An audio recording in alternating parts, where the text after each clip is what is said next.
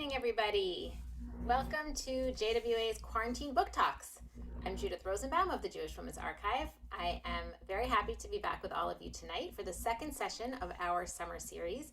As always, please say hello in the chat box. Make sure you're chatting to everyone so we can see who you are and where you are and see your questions as you pose them during the evening. We're so glad to be able to gather again from all around the world for these meaningful conversations. Before we begin, I want to say a few words about JWA for anybody who's new. We are a digital archive that focuses on expanding the Jewish narrative by documenting and sharing Jewish women's stories. We believe that uncovering a more diverse story helps us understand the world that we live in and make it a better place, which is something we desperately need these days. The Quarantine Book Talks are just one small part of our work. I hope that you will check out jwa.org to learn more about everything we do and to explore all the vast resources that we have in our archive.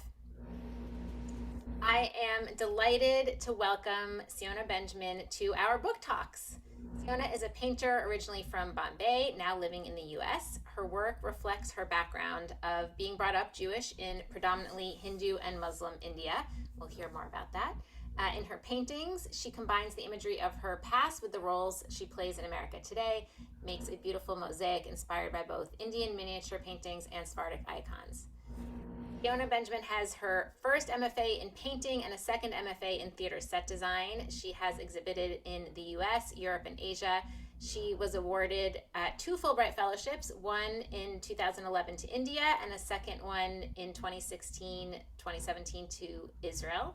Her work has been featured all over the place in the Times of India, the Mumbai Mirror, the New York Times, the Chicago Tribune, the Philadelphia Inquirer, Boston Globe, Art in America, Art New England, Art News, Moment Magazine, Times of Israel, many other publications. She has 2 recent book projects that we'll be discussing tonight. She's a contributor to the book Growing Up Jewish in India, and she is the illustrator of the children's book I Am Hava, a song story of love, hope, and joy. Welcome, Siona. So glad to have you here with us tonight. Thank you, Judith. Thank you to the Jewish Women's Archive for inviting me. I'm happy to be here. So let's start by, if you could tell us a little bit about your background and what it was like for you growing up in India. A question very often asked to me because I could be standing at a party, minding my own business, and people would say, "Where are you from?" And they would be, "Are you Middle Eastern? Are you South American?" Anything is a good guess. Persian. You have a slight accent. I mean, I can't place it. Like, I've been in America for 35 years, and so they're like, this, I can sense an accent, but it's not like totally there. So I kind of, before I used to say to them, I'm from India, and they would be like, oh, you're Hindu, you're Muslim, you're Buddhist, you're Sikh, but you look Parsi, you're Zoroastrian. People always want to place you, right? There's so much anxiety around not being able to racially label somebody. Yeah, exactly. So, but I can say that when I was growing up in India, I don't think I was asked as often, like, what are you, or, religion was never questioned as much as I feel like it was questioned in the US. And I kind of first I was perturbed, but then I got used to it. But in India, there has been centuries of so much diversity. I mean, everybody from the Greeks were in India, Alexander the Great, to Persians, to Mughal kings came from the north, to Portuguese, to Vasco da Gama, to, there's even stories of Jesus Christ coming to the Himalayas and being in Kashmir. And there's even I remember visiting Kashmir, and they telling me that this is the tomb, this is the monument to Yesu Christ, which is, Jesus Christ. And, people say, what happened in those few years that, is unaccounted for. So there's so much diversity in India. And so, even though there has been racial tension but it's mostly between maybe major groups, between Hindus and Muslims. Jews were a micro minority. So growing up Jewish in India was a unique experience in the sense that I did always feel I was different, even like I do now.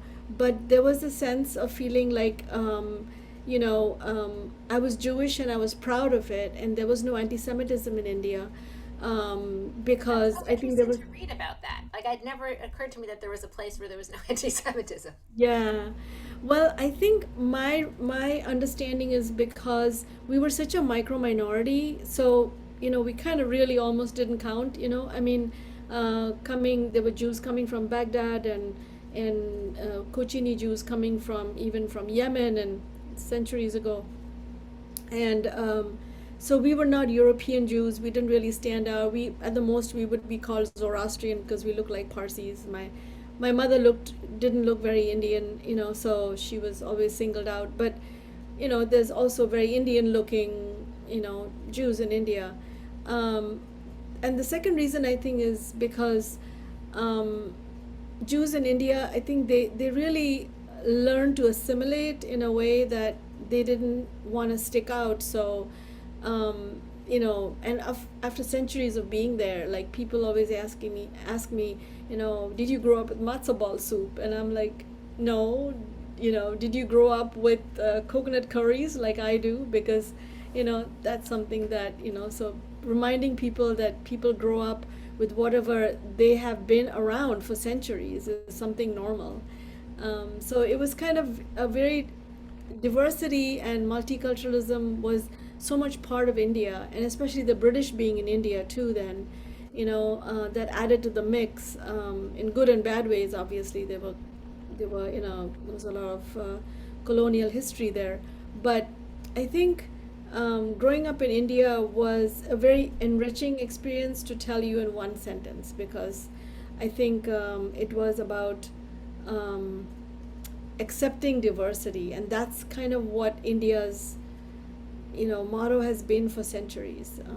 And so, to tell you in short. Let's show a couple of the pictures of your family, because I think that there you can get a sense of some of the hybridity of Jewish Indian experience and culture from some of those images. So I'm just gonna get these up onto the screen. See if I can do that. Okay, can people see Yeah. that? I understand that the chat seems to not be working, so I hope people will bear with us while we try to get that fixed. But in the meantime, oh, there we go. Okay, tell us a little bit about what we're seeing, Sienna. Yeah, so this is a photograph of my parents, Judah, Benjamin, and Sophie. Her maiden name was Joseph, and then she became Judah, Sophie Benjamin. They were married in 1950. What I can say is, like, there was a cultural melange of so much hybridity. Like in the costume, you can see the bridal dress is not a dress, but it's a white sari, and she has the veil and the wreath. She's got gloves, and under the gloves, she probably has henna, her henna hands, which is a very rich Middle Eastern, North African tradition. And people again ask, like, is henna a ceremony that is Jewish? And I'll say yes, it is, especially in Middle Eastern, Persian, and North African culture. So there was a henna ceremony before a pre-wedding, and there was a turmeric and sandalwood, applying to the bride and the groom, and like preparing for the main wedding. So there was, like, just like Indian weddings, there were several days of weddings, of the ceremony. Also, she was wearing gold jewelry, so you know Indian women love 22 karat gold jewelry. She loved hers. So it's again the Indian jewelry mixed with more European style dress, which is something very different from what a Hindu woman would wear. Mm-hmm. There was also like some changes in like how do we make the tradition our own and at the same time be Indian. So Indian Jews, especially Bene Israels, the group that I come from, they wear like green bangles as a symbol of being married, because Hindu women would wear red bangles. And Hindu women would wear the sindoor in their forehead, but there's no way that a Jewish woman would wear that because that is clearly Hindu. So, like every Jewish culture, wherever they come from, the adapting into that culture is very interesting. And so, after having these photographs in my archives and my family albums for years, I finally got a chance to do this book with the Professor Ori Soltis. It was very exciting for me. Let's take a look at some of the other Yeah. photographs here. Here you go. Here's a good example of my mother, Sophie, putting henna, on her sister-in-law's hand. So, and this is a Jewish wedding in Mumbai. Some cultural, more of the mixing of the melange was where putting the flowers, the scented flowers around the head, the wearing of saris, was also hundreds of years of being there and adapting that. So, um, this is a unique photograph from my family album. And then this photograph is my grandfather David, who was an amazing, very influential person in my life, and that's my mother's father, and he was a Freemason, and he traveled a lot, and he was in World War One, and my mother Sophie and my father, and this is my naming ceremony. Because they were very friends with Rabbi Hugo Green from London, and so he was in India for several years, and I just recently connected with his daughter too. He's no longer with us, but he was the rabbi that was in my home that day. So again, you can see this, cultural mixing and. And we see it even in the chat. So there, Risa was saying that she and her husband spent some high holidays in India, and Yafa's saying she knows many Indian Benjamin families in Sydney, Australia. So we see how there's a constant global flow and connection. Absolutely, absolutely. Yeah. Many Indian Jews also, besides immigrating to Israel, they also went to Australia, Canada, and some to the US. Yeah. And then the other picture from that book, I took one of the pictures from the synagogue. Right. So this is one of the many synagogues in Mumbai. Very beautiful synagogue. I think this blue has influenced my art a little bit. A lot of few of the synagogues somehow were painted blue. I always grew up looking at this blue and thinking that blue, like in the talit and the tzitzit, and was a Jewish color. So when people ask me, for example, why are your figures blue, I'll say it's partly because of these synagogues. And this is actually a Baghdadi synagogue. We used to go here sometimes, but there were also Bnei Israel synagogues, and there were also Bnei Israel synagogues, and Kochini in the south. Calcutta had a lot of Baghdadi synagogues, and so yeah. Great. Well, I'm going to close the slides for a minute, and we can talk a little bit more before we get to some of the images of your artwork. Tell us a little bit about the Bnei Israel community and how it may have differed from some of the other Jewish communities in India. Well, I mean, when I was growing up, I don't know. Some of my parents never made that big differentiation. There was there might have been some, like in any community all over the world. There's some, I'm better than you. I'm more observant than you. I'm more this and that. So, but I don't think that affected my family directly. And they had my parents were, I don't know, strangely very multicultural. So they had, I mean, when I didn't think much of it before, but I mean, seriously, I talk about it in my book, but they had all kinds of people come to my home. So they were from my community, and also they had Muslim friends, they had Hindu friends, they had Zoroastrian friends, and they were really good friends. And they, during the Muslim holidays, we would get all kinds of halal meat and sweets. And then during Jewish holidays, we would send. And similarly, we would also send to other friends, both Jewish and otherwise.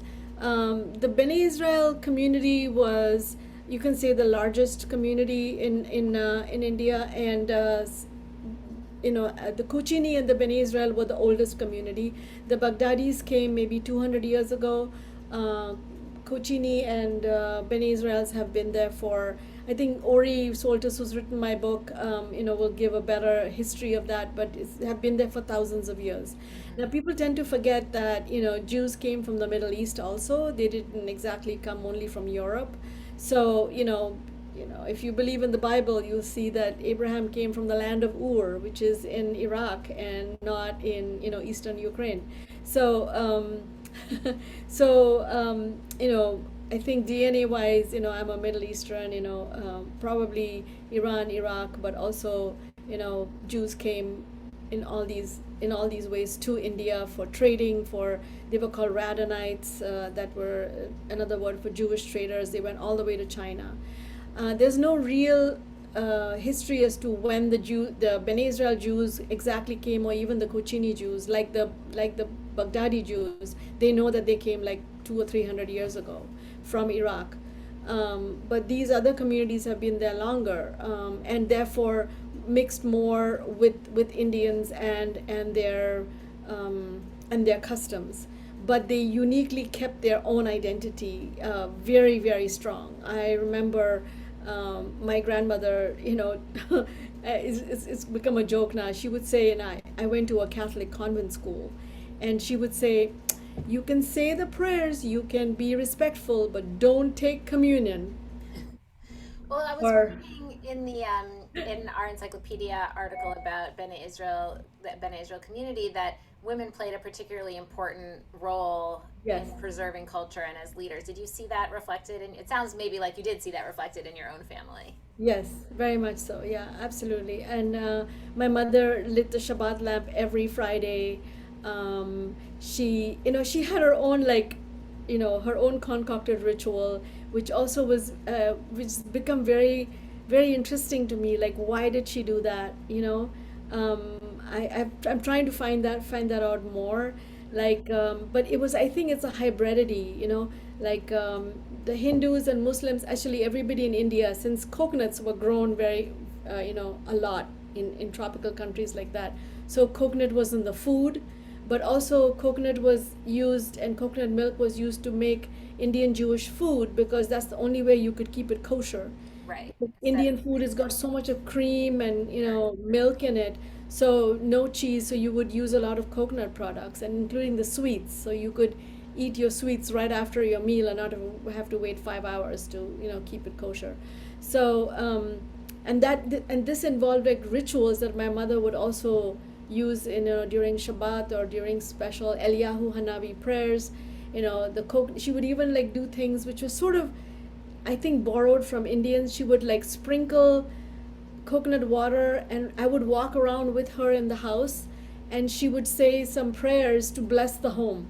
Now, I don't think that is really, I've never heard of anybody doing it over here, Mhm. but maybe my grandmother did it, and so she did it. So they kind of made up these rituals and made it very uniquely different. Yeah.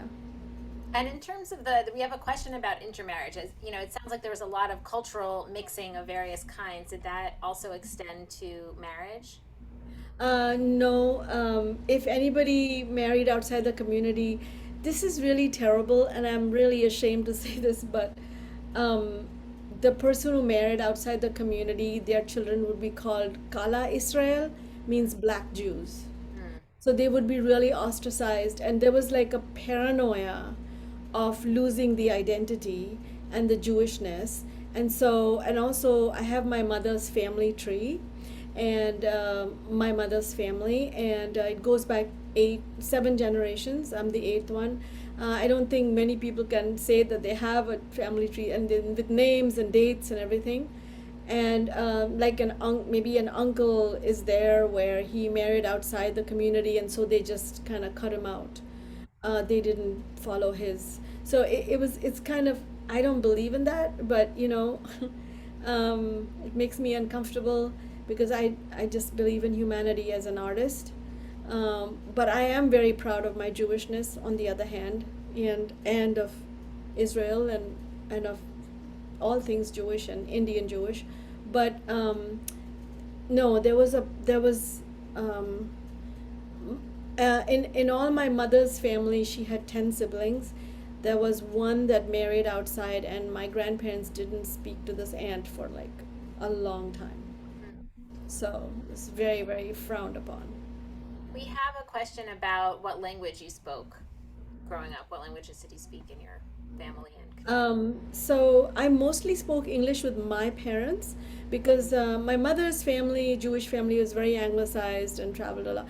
And so, my father's family was more, you can say, less educated than my mother's family. And so, my father's mother spoke more Marathi, where it's like some of the Indian Jews spoke Marathi. There were even prayers transliterated into Marathi for people like that. My mother's family spoke mostly English, some Marathi, but mostly English. So I spoke mostly English with my parents, but I do know how to speak Hindi. I do know how to speak, read and write Marathi. I later on learned a little bit French, and I'm also know a little bit of Hebrew. So And I know from your book that your family ended up all over the world, and you obviously also have traveled a distance, and you've um, been on a journey. So tell us a little bit about your journey to how you ended up where you are, and a little bit also about how your sense of home has been shaped by your travels.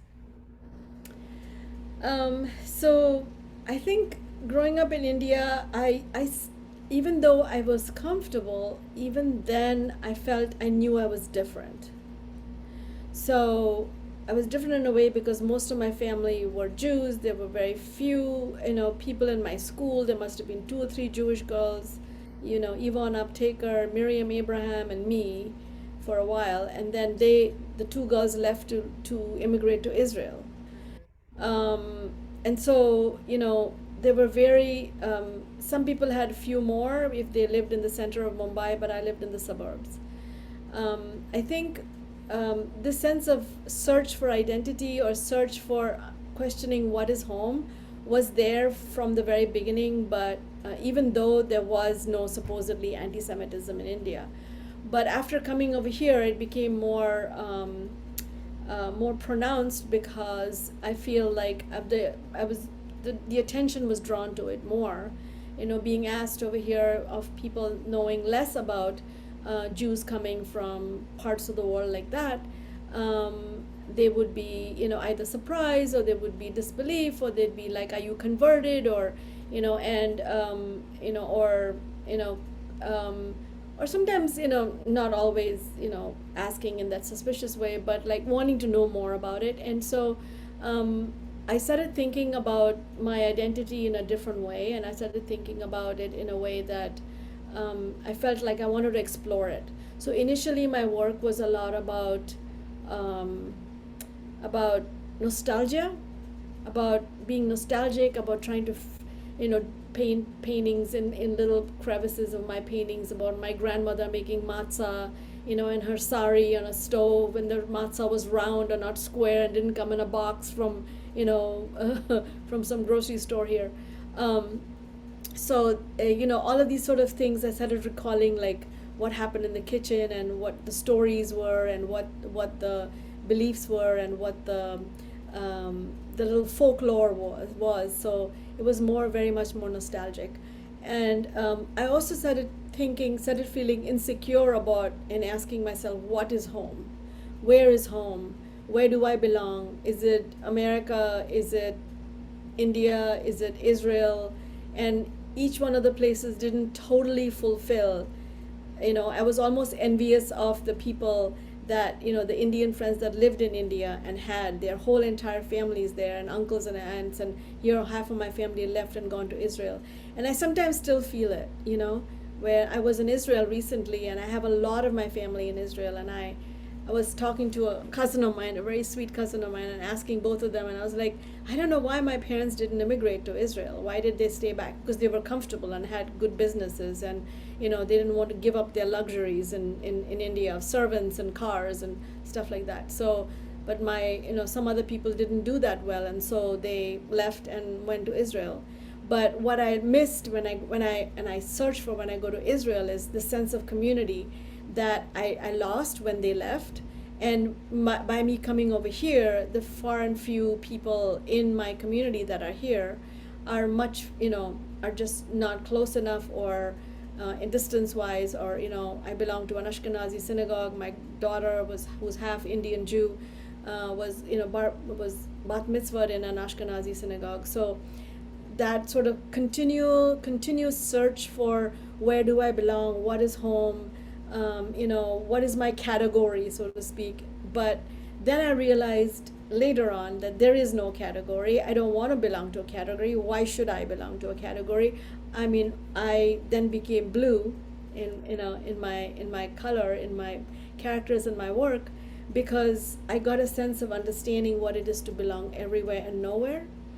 I got a almost sense of freedom, that I felt like home is in my heart, home is in my memories. And therefore, when I did this book with Professor Ori Soltis, there was like a kind of a sense of coming home, but at the same time giving it up, and saying, I am so happy to be part of everything and nothing at the same time. So the blue skin is the color of the sky and the ocean. So I belong everywhere and nowhere at the same time. And that was sort of freeing. But at the same time, there are sometimes I do feel that return of the sense of nostalgia and wanting to. When I go to Israel, I really miss my family when I come here, and I think, why did my parents not go to Israel? Or why did my family not continue to stay in India? And I think that experience of, having that experience of dispersion is a very Jewish experience, and has been experienced by so many communities Sure. around the world, in terms of both, associating Jewishness on some level with expecting to have a close knit family or community, but then also recognizing that people end up in all these different places and are constantly searching to find that sense of connection again. And you've been able Absolutely. to build Absolutely. much And of I that. think I have found my sense of community here, because I think I really, really have experienced it, that the larger Jewish community worldwide is very connected. I can say that my work is thriving because of that support. And so even though I do feel different sometimes, because somebody asks me a question suddenly, like, how come there are Jews in India? There's still a sense of acceptance, belonging, and support, which is amazing. And I'm experiencing it right now, because I mean, because of this, I'm booked in commissions for like 2 years. I mean, I feel that support is there. There's a great support. That's great.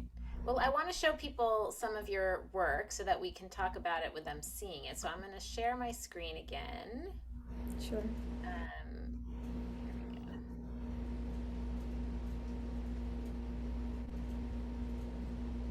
Can everybody see that? So now people can see what you were talking about in terms of talking about the blue Yeah. color. And this is Lilith, right? Do you want to say a little bit about who Lilith was and why you chose her to portray her in this painting? Sure. So several years ago, I didn't know much about Midrash. I was raised traditionally Jewish, but I wasn't taught Midrash. And then I came to live in the East Coast, and I was giving a talk about my background in some synagogue, and the rabbi came and said, your work is storytelling, and it's you are so open to learning a midrash. And I said, oh, I'm not religious. I don't think I want to go there. I'm a contemporary artist. And he said, there's nothing to do with religion. And so I started studying midrash, and found it, oh, it's fascinating. I mean, I barely scratched the surface, and I feel that it offers, I could do a whole lifetime of paintings about Lilith and not be done, because there's so many nuances, so many spaces between the words, so much discussion, so much debate that Midrash offers. It's very amazing. I love studying with rabbis. I've done many projects with rabbis. I've done commissions, floors, scrolls with studying with different rabbis, and it's been very amazing. This particular character, Lilith, is especially interesting to me because I'm very interested in women in the Torah, and I started studying with Rabbi Burton Wysotsky, for example, at Jewish Theological Seminary, and Rabbi Susan Talby, whom I really later on did the floor with. And recently I've done a couple of commissions with Rabbi Jeremy Gerber, who I did a scroll and a parochet and a amud for their synagogue, and got into the story of Joseph, and and then the Holocaust scroll that I did with them. So storytelling is really interesting to me. Recycling of mythology is very interesting to me. And after reading the book The Power of Myth by Joseph Campbell, I realized that storytelling and mythology is what I'm about. And that, this whole concept of contemporary art being storyless or mythology-less, it becomes folklore if you're not contemporary artist enough, is I don't care. I'm going to do it anyway. So Lilith is one of the characters. I like the bad women of the Torah, Vashti and Lilith, and Tamar, and why Miriam didn't, why did she talk back, and why did she get leprosy, and why was she punished, and why wasn't Aaron punished, and all of these kind of questions that I've been delving into. And Lilith is one of the most interesting. So she was in myth, she was supposed to be the first wife of Adam, and she's like the first ex-wife. she didn't listen. She wanted equality. She leaves. She goes and lives under the Red Sea. The three angels, Samangaloth,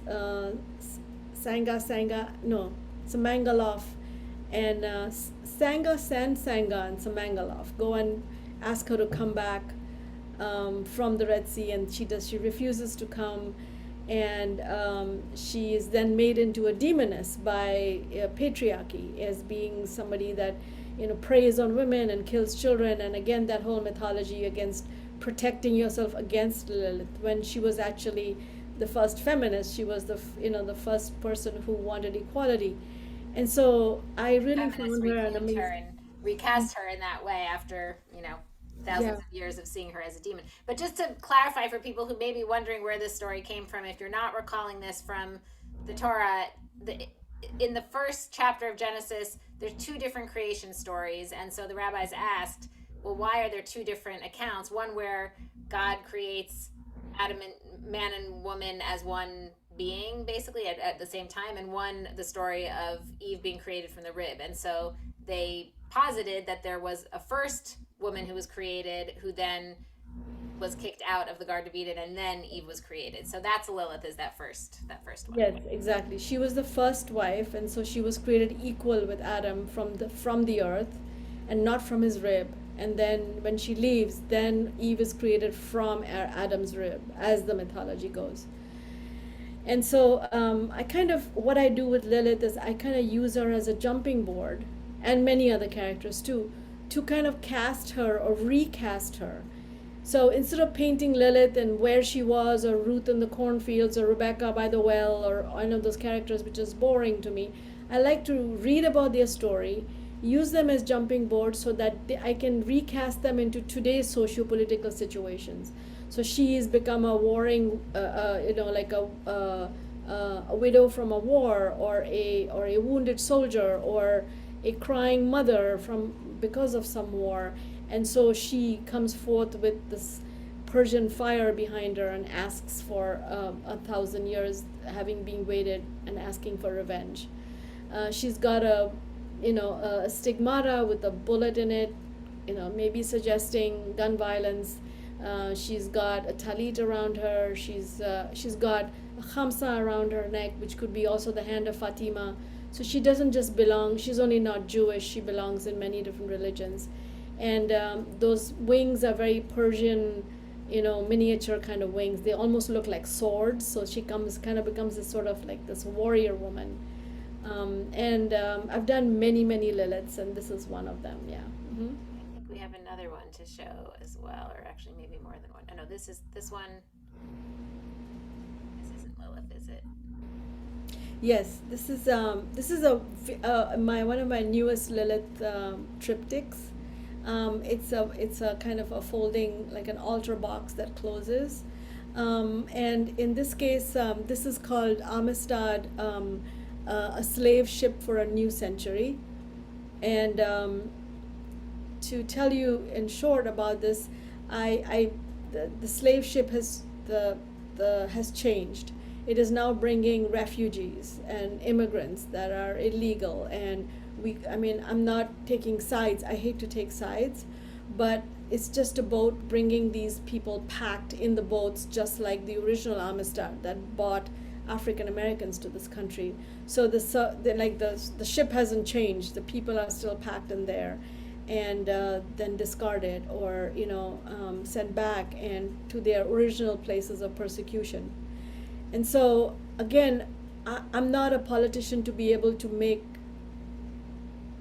statements and judgments about what is right and wrong, but I just wish to just present the picture of what is happening. I feel artists are sort of visual journalists, and I think my role is maybe a drop in the ocean is partly to do that. So here is Lilith again, and here she asks, go back and find out whom they lost first, themselves or us. So I've taken this from a Indian Amar Chitra Katha comic, which is about these comic books that I would get in India about Indian mythology, and they were all in English. And I grew up with Disney comics, but I also grew up with these Indian comic books. And I took this one sentence from one of those comic books, and it's a love story. So it actually says, go back and find out whom he lost first, himself or me. So I changed it to them and us. And here's Lilith, who's kind of Medusa, who's Kali, who's Lilith herself, and she's helping an angel, and she's balancing an angel on one side, but she's cutting the cord of the angel trying to climb out or climb up on the other side. So again, this yin and yang as to how we all have this quality of good and bad, or justice and injustice in us. And so, kind of recognizing that. And the triptych, the men inside are actually they are printed in 3D, and they're little blue men, seated men, and they're packed in the boat. So that's, if you want to, there's also the Sephirot in there on the right side of the painting. And there's her crown has the looks like three snakes. It also symbolizes the shin, the letter shin in Hebrew. Here we have a different. Yeah. A woman, Miriam. And Miriam, yes. You'd like me to just talk a little bit about it? Yeah. Sure, tell us a little. Yes. So this is a painting this is from my Finding Home series, which is I think it's Finding Home number 77. I've done about 100 and some paintings in that series. And in this case, so I take the story of Miriam, I read it and I analyze it, preferably with a teacher. I take notes, or I read from different books, which have these midrashic interpretations. And then I kind of let it percolate, and if something strikes me in the story. So in this case, the leaving of Miriam, the dancing, the leading people out of bondage into Israel. This is like any immigrant leaving, taking family with them, packing your bags. So like I felt like Miriam was a perfect example of being one of those immigrants, and I can identify with her. She's wearing an Indian sari, which is especially from Maharashtra, that fashion of wearing the sari. She's wearing slippers, which are also coming from Maharashtra, which is near Mumbai. Very particular, those slippers are very popular there.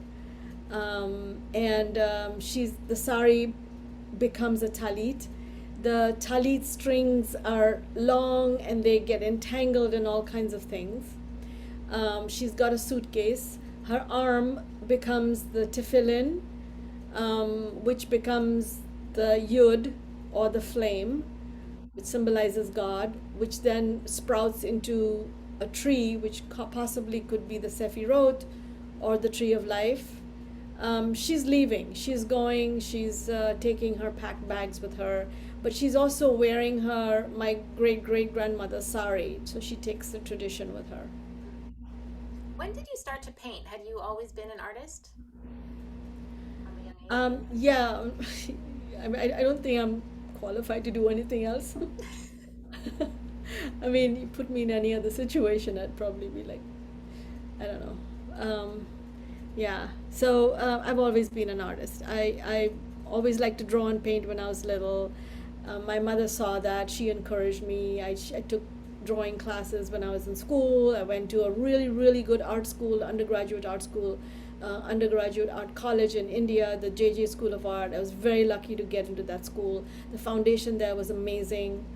I used to visit my grandmother, my mother's mother, who was from India. She ended up in Cleveland, Ohio. So I would visit her there. My father's mother from Mumbai ended up in Beersheba, Israel. So I'd visit her there. And so I decided I loved the art in this country. I loved the museum. So I thought I would come and study here and do my master's here. And little knowing that I thought I would go back to India or maybe to Israel, but I never left. I got married. I had a kid, and so I ended up staying here. I'm going to show one more painting, which I think is the one that's behind you, actually. Yeah, it's kind of being. This is not a commission. It's like one of my own works. I have to work on commissions to pay my bills, earn my living. So I'm really booked up with commissions. But I keep like a couple of days in the week to kind of do my own work. So that's how I finished after like a long time of working on that Amistad painting. I finally finished it recently. So I kind of take a couple of days or a week or here and there, and I kind of work on my own stuff too. And this one is one of them. So it's called Sleeping Giant Lilith. So I was inspired by the sleeping Buddhas. In Thailand or in Sri Lanka or even some parts of India, you get these gigantic sleeping golden Buddhas. They're like, I don't know, 50, 100 feet big. And I think I have a picture of it on the bulletin board behind me. And so I saw this. I've been looking at these photographs of these, and I've seen some of them actually also. And I thought about connecting that to Lilith again, and to connecting it to a sleeping woman. So don't wake her. So it's connecting it to sort of the Me Too movement, that don't wake the sleeping giant. It's like if you wake the sleeping giant, your outcome is not going to be good, which is good to do, but in a way. So I just thought I couldn't make her small. I had to make her 8 feet big. And if I had a bigger studio, I'd make her maybe even bigger. But and I'm actually painting right now with my assistant. There's a framework that goes around this that is going to be elaborate, which has tigers and snakes and vines and like floral arrangement around it, and some little bit 3D lotus flowers. And so that she'll have an elaborate frame around her too. So she's not yet completed yet. She's she's still in progress. Interesting to see it in the behind you and in progress there too. Yeah.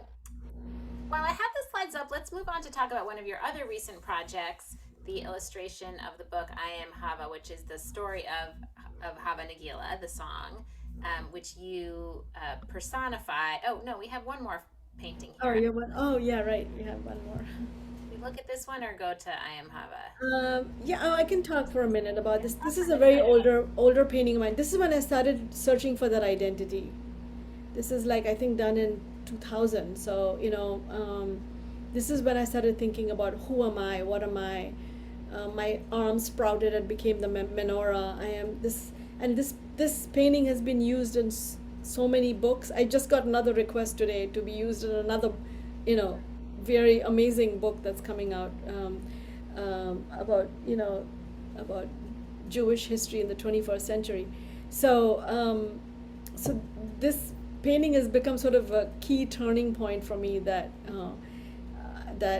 is important in a way that I suddenly found this image is like the perfect blending of my Indianness, my Jewishness. I've written Tikkun Ha'olam both in Hebrew and in and in Marathi. So Sorry, my dog is barking. I don't know if you can all hear that in the background. Um, it's beautiful, and we actually just had a piece on our blog at JWA today or this week that was exploring this painting. So we're glad to be able to talk about it here. Um, so this is one of the images. This is the first page, I think, actually from I Am Hava. I have the book here if people want to see what the cover looks like. So tell us a little bit about the process of making this book, the collaboration, and sort of how you thought about how to personify the song Hava Nagila and present it in this blue figure.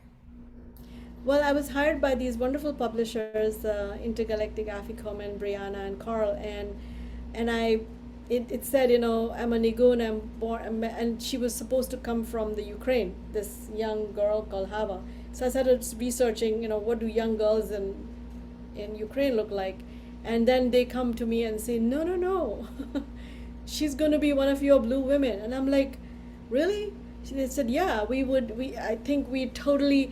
So that's when I realized that my blueness has taken root in many places, not as where people have understood that it is a symbol for me of being the other, of being different, but at the same time being belonging everywhere and nowhere, being the color of the sky. And people say, well, is it influenced by Indian gods, because they come in different colors? And I'm like, yeah, there's in Buddhism also, there's the green Tara and the red Tara and the white Tara. I mean, yeah, of course I'm influenced by that because I grew up with all of that.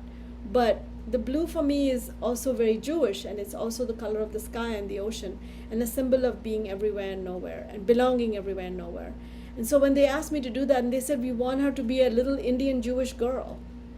And I said, in a sari? They're like, yeah, with a long braid and with some gold ribbon around it. And so I drew the character and they loved it. And there's another character in the book which is called Hora, which is supposed to be the dance personified, because Hava then goes to Israel and meets Hora, the dance. And they said she will have to be in another Indian costume, and she was a kind of a darker shade of the blue to personify Hora. So I was like really amazed that, yeah, this is again Hava. Yeah, there's Hava and Hora, right? Um, and so this is my first children's book. I had the most amazing experience.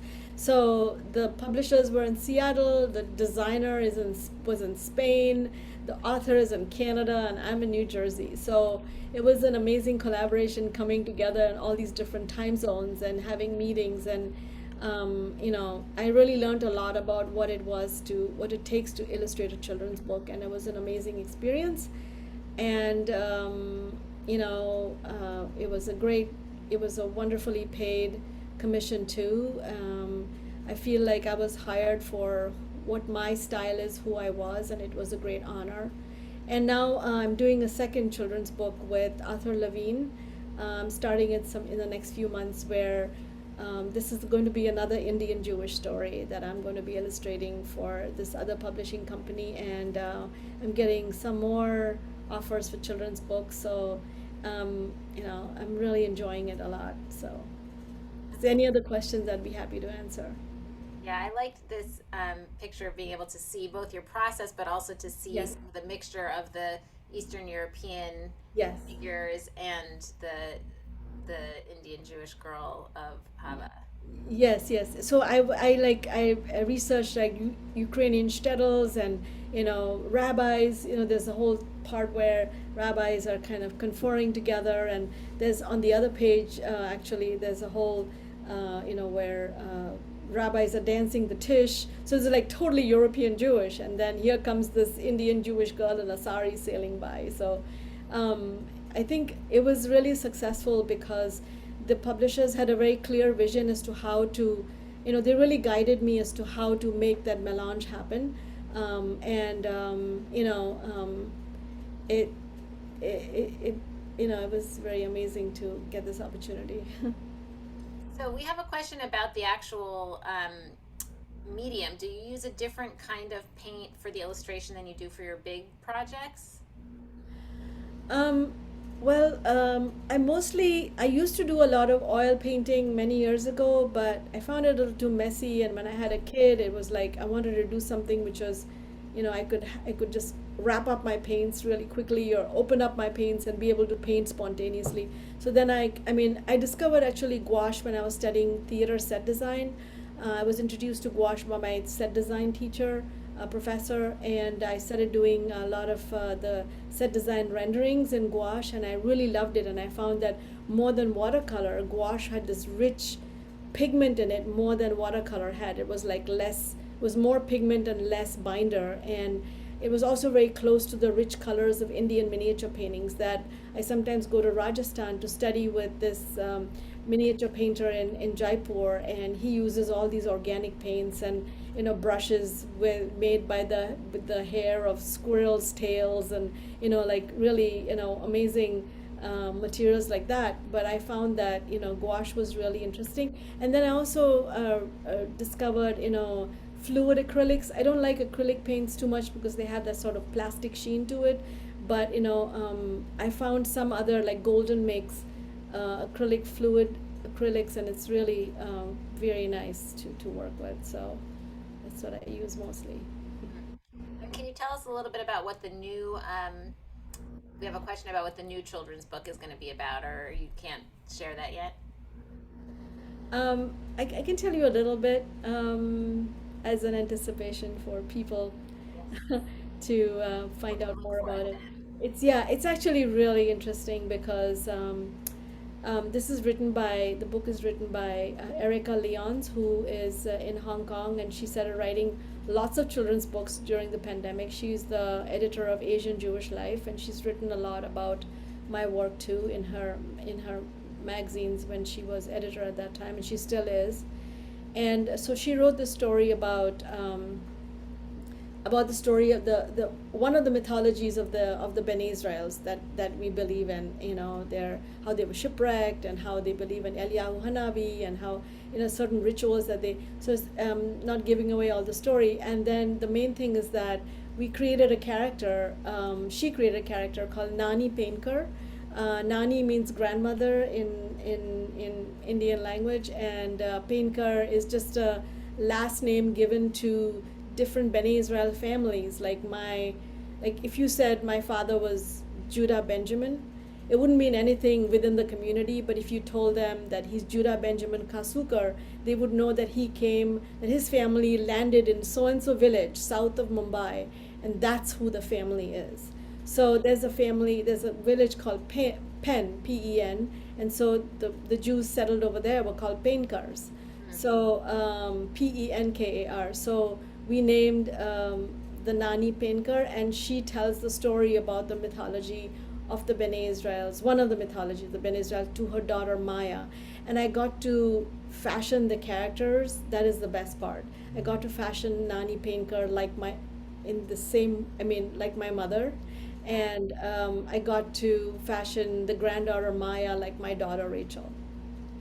Nice. Got to make it very personal. Yes. Um, so you've talked about travel and living in different places, and it's obviously been a huge part of your life and your art. So I'm curious how the pandemic and the limitations on travel has affected your work.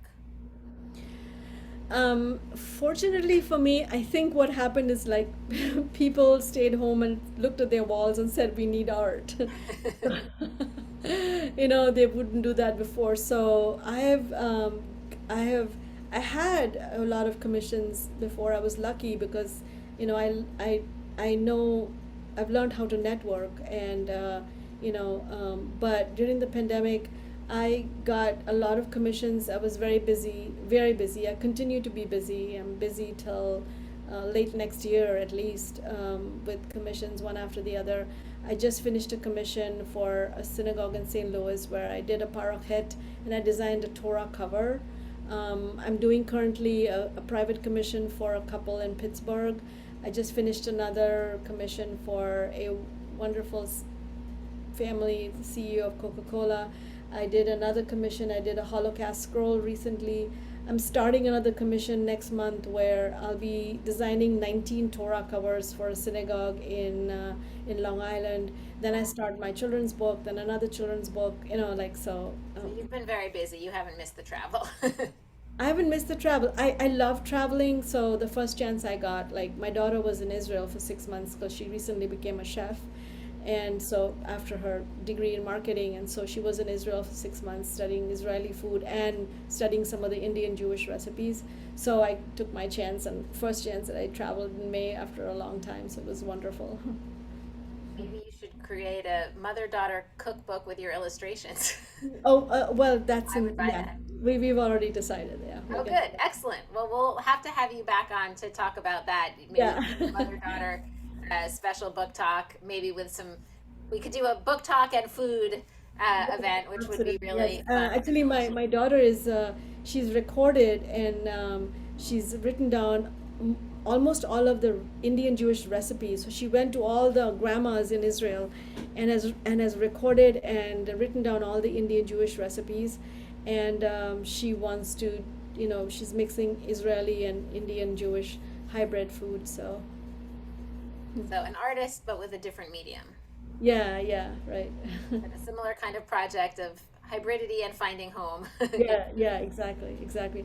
I just want to say this, like she had studied marketing and she had a marketing job for several years, and she told me one day, she said, I can't stay in this forever, Mom. I really want to find something that is creative like you. And I said, and she said, I'm not an artist. She used to sing pretty well, and I think, and she realized that she loves cooking, and that's when she went back to chef school, yeah, and got a degree. Well, it sounds like you've been a great inspiration to her and to many others. And I want to thank you so much, Siona, for sharing Oh, your you're stories with us and your beautiful, beautiful art. And we will keep our eyes out for your welcome. projects. Yes. Um, Oh, yeah. The new and ones. thank you to all of you for being with us tonight. Wonderful to be back with this community. As always, there's a lot more to discover at JWA. You can learn about the Beni Israel community in India in our encyclopedia. You can hear Siona on our podcast, Can We Talk, back in the fall of 2020. Some of you may remember we did a special series on our podcast about creativity and art during the pandemic. And as I mentioned just this week, we featured one of Siona's paintings in a blog post as part of a series that we do with the Posen Foundation. So you can check those out, and there is so much more to learn. Always, these conversations are always just such a tease, just the beginning. I hope you will join us, all of you, next week, same time, same place, for a discussion with Courtney Zoffness about her memoir Spilt Milk. And until then, I look forward to seeing all of you then. Until then, be well and have a wonderful night. Thank you, Judith. Thank you so much. Thank you. Wonderful to have you here. Thank you. Bye bye. Good night, everybody.